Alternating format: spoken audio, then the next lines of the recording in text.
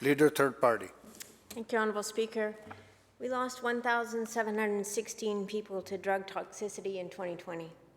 We've already lost 165 people in the first month of 2021. People are dying every single day.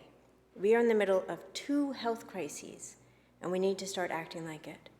We must prioritize the development of systemic policy responses that are immediate, evidence-based, and accessible. This is not about drugs. People are dying from drug policy. Decriminalizing possession of small amounts of illicit drugs is a fundamental part of supporting those who use drugs in BC and who are most vulnerable to death from the toxic supply.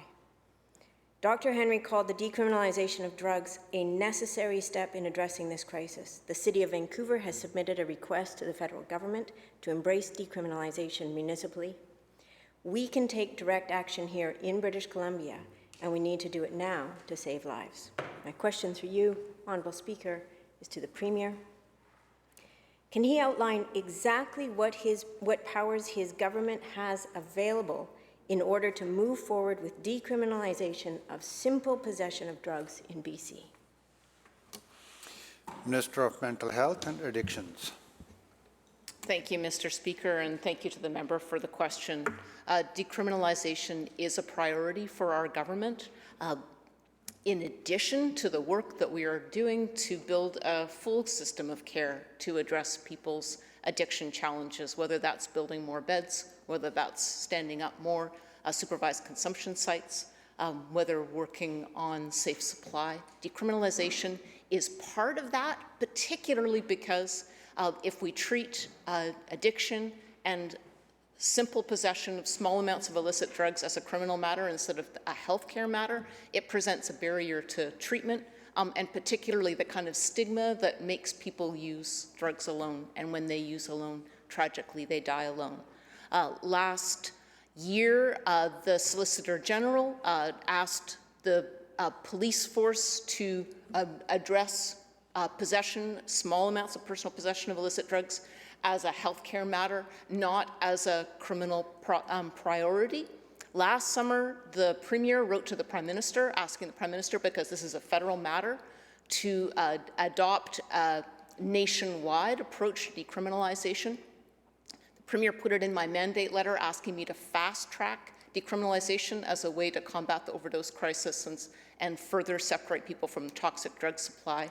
I'm in active conversations with the federal health minister now, and as one of many approaches our government is bringing to combat the overdose crisis, we're optimistic that that can remove a barrier to people accessing the treatment they need.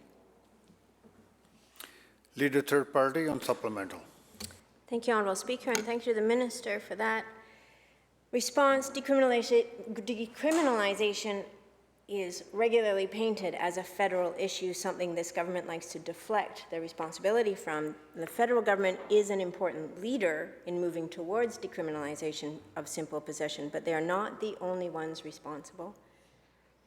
It is a move that we can make as a province instead of always going back to the federal government. Dr. Henry outlined in 2019 how the province can decriminalize people who use drugs, not drugs themselves, on our own.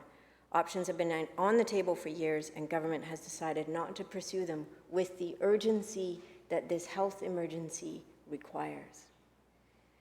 Since then, we have seen hundreds of lives lost at an increasing rate.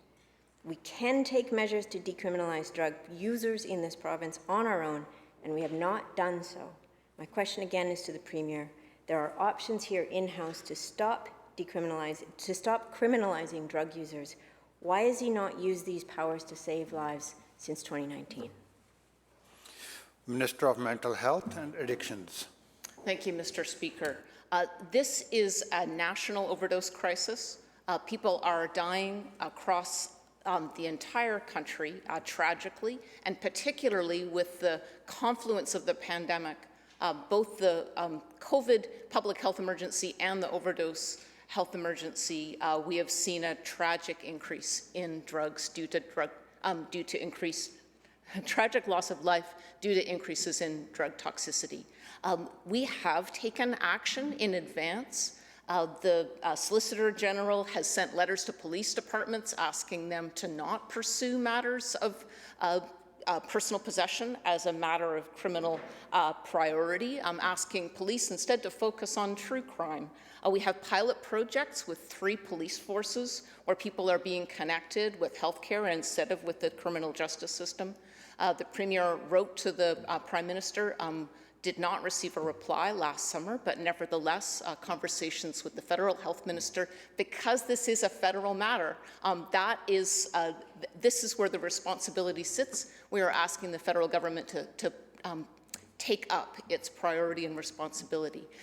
And as my mandate letter spells out, if we do not have prompt action from the federal government, then I am, along with some of my colleagues in government, to pursue a Made in BC solution. That will be our fallback if the federal government fails to take its place and its power to lead.